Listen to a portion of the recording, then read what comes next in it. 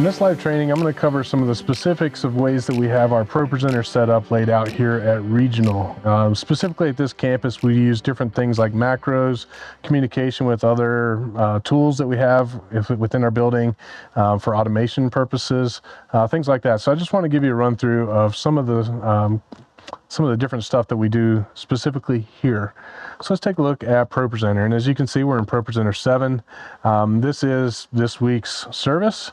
I've already created some of the stuff, but you can find that in another video if you wanted to follow my creative process there. But I do want to show you some of the things that do stand out differently here than they do at other places. And you can see in our preview window, I actually have a screen called Multi-View, and within Multi-View, we have an indication of what's going on the front screen. We also have our stage display, which would show us things in the back, and there's a Ndi display. This Ndi is it's a special protocol that allows for us to send data over a network to be displayed on a different screen in the back of the room, and so I can actually preview all of these things from here. I would show you, actually, I don't know, this may affect things a little bit. No, it looks like I'm good. I wanted to show you that as I put a slide on screen, you can get an idea of what it would look like on our main screens, which are on the side. You can see what's on the confidence display, which is behind me. And on our confidence display, we have current time, we have our planning center timer, we have a video countdown timer, so it shows how long is left in a video if a video is playing. We have the current text from a lyric that's being displayed, or it could be a sermon note. And then we finally have our next a lyric text right here. You can also see this Ndi section. It shows the same text that's being displayed on our main screens, but it shows it formatted differently. And the reason why it's formatted differently is because this output actually displays on the top of our center screen that's behind the worship team. And so that's actually representing just that screen. And we would never put anything on there from ProPresenter in full screen view during a worship song. So just this little tiny sliver of a preview is actually just a small portion of a larger screen. So just so you know, that's there. I'm going to clear that for the moment, and we'll go down a little further into our show controls. In our show controls, we use a lot of macros. I covered macros in another training, so check into that to get more detail. But you can see each of these macros has multiple triggers that are happening. So our downtime trigger is one I would put on our rotating slides, and you can see I've got it indicated up here that we're using that.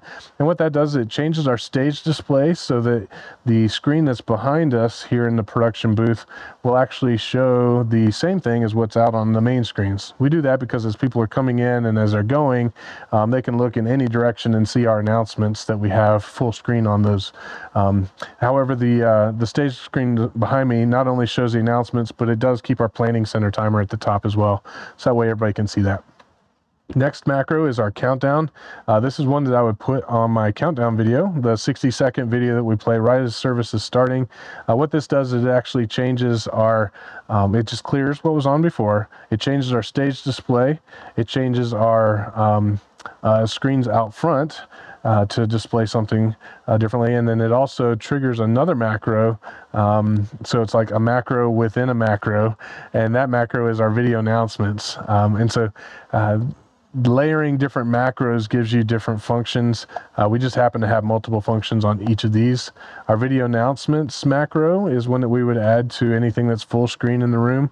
Something that's interesting about our video announcements one is that it also changes a trigger in our video switcher that makes it so that all the screens match, because occasionally we have a need to show the same on all screens, but our center screen is very unique during teaching and during worship times. It shows different content than what's on our side, and we use the macros to actually change that content.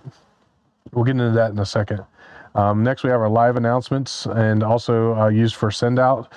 So I've got that added to my title slide in the send out. But if we had an occasion where we have a service host giving the announcements live on stage, this particular macro allows for our screens to show what's proper for somebody that's live on stage.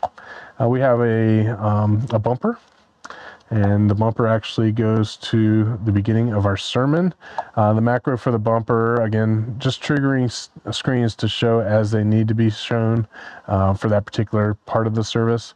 Sermon, worship, same thing. We have our pre-service practice run that happens early in the day on Thursday. And during the pre-service practice run, they don't need to see the planning center timer. They actually need a different kind of timer. So I have a macro that's designed to give, say, a 35-minute timer in this case.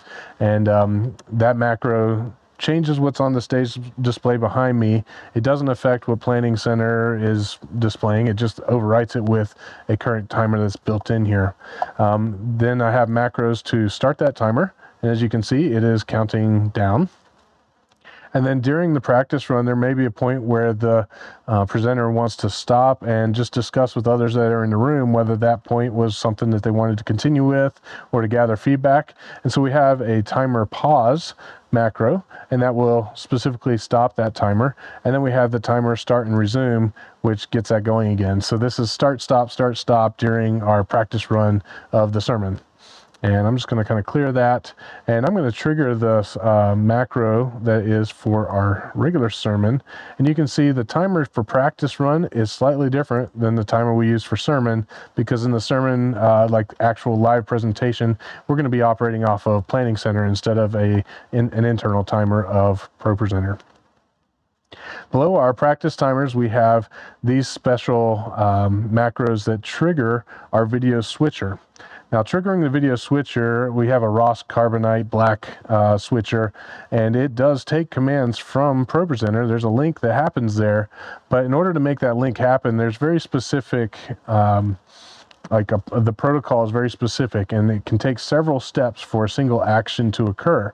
And so I've figured out what all those different steps are, and I actually built them into a macro.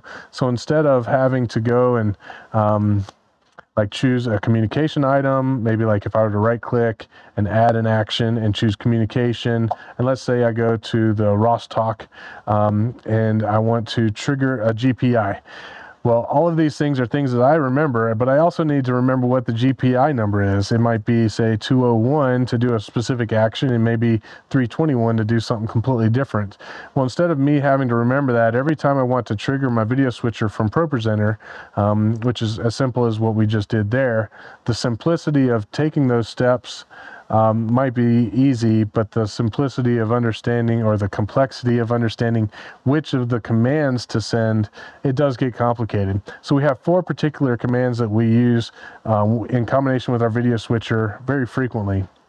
So I've just built them into macros here to make it a little easier. So the center screen ProPresenter macro, it tells our video switcher to send our full screen of ProPresenter to the center screen. The center screen PVP tells our video switcher to send the center screen the complete output of our Pro Video Player, which is another media player, a different system. Maybe I'll show some training on that in the future, but Pro Video Player gives us a different background view. This add half screen announcement tells our video switcher to take the presenter and take them from being in the whatever orientation they are in the center of the screen. It actually slides them over to the side, and then it fills the side with a ProPresenter output that could be like a half screen graphic of some sort, whether it's a photo or it could be video, it could be an announcement slide. And essentially it does the move, adds the data, and it does all of that with one click in ProPresenter.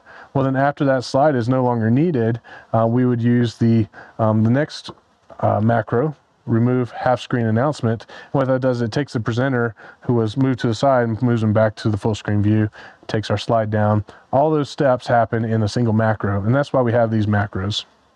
Now at Regional, we also use messages. So we've got messages that are pre-programmed for everything that we may need. Each of our service times has a message that's created. So 7 p.m. service, I can show that for you right now, and it just indicates that there's a timer up here, right? That is a countdown to a time, so it's counting down to 7 p.m. every single time we use this one. 9:15 for our early morning service, 10:45 for the next service, 5 p.m. So basically one timer for every one of those slides. We also have a 1:20 countdown, and we use this during our transitions. And so if I were to show this, it's always a 1:20, but during our transitions, we use that 1:20 timer to help get us to a point where we start our service. And so it just helps for practice. So we always leave that one as it is. And then below that, we have a couple of miscellaneous countdown timers, and these can be used for just about anything. And I realize suddenly my ProPresenter has closed. No big deal, but I'm going to get it reopened here for you real quick. The timers are they're great for keeping us, like, being able to display a specific thing, and our operators don't even have to think about how to create that timer because we've already created presets for that. Let's see what else. We've got stage display controls here, and our confidence display is the output that goes to the screen right behind me. I can change that confidence display to any of the layouts that we've already created. I've got also a multi-view display. That's basically what's being showed in our preview section right here, and the multi-view can be moved to lots of different things. In fact, we used to have a backstage view that had a layout with all four of our main cameras. It's got a ProPresenter stage display output, several timers. Those are just different things that we would use in maybe another instance, but for right now, the multi-view is most effective for our operators to be able to see what's going on. And then we have another output that is specifically for our backstage, and so if I were to, I don't know, I don't have my cameras on right now, but the backstage view could show something completely different. All right, I think those are the main differences we use in relation to show controls here at Regional. We do have a large library here, and the presentations that we have loaded into our library here, they automatically get sent to the campus as campus events occur, because we use our ProPresenter setup here at Regional to create the primary playlist for our weekend. And then when we export it, they're importing and overriding everything in their library. So as a new song is created here this week, in fact, we are playing a new one. This Firm Foundation is a new song for us here. As I've created that slide here and I export it out to the campuses, they automatically get that data at their campus just by means of the import. Now I do want to pull up our preferences window, and I need to drag it in here so you can see a little bit better. The preferences window actually shows you some of the inputs and outputs and things that we're using. Currently right now we're not inputting any cameras, but if we wanted to input some, we would use this menu, and we have used that many times in the past. But more specifically, I want to show you our devices. Our device link allows for us to talk to other systems within the building.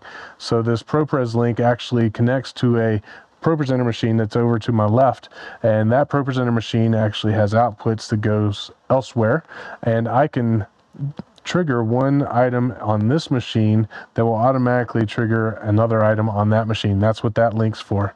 The ROStalk is how we connect to our video switcher. And then finally, the MIDI control is a way for someone who's operating Ableton at the drum kit to automatically trigger a video or a slide that we have back here. It's more of an input instead of an output. And so as they're making changes back there, they can also control some of the stuff in ProPresenter should we choose to set things up that way. So I think that's about all I have that's custom here at this campus, but I did want to give you a quick overview of the different tools that we use here. So hopefully that helps in some way, and if you want to get more training in specific areas, I think I've covered almost all of these items in various other trainings, so check our channel for those items as well. So thanks for watching, and check back later for more content.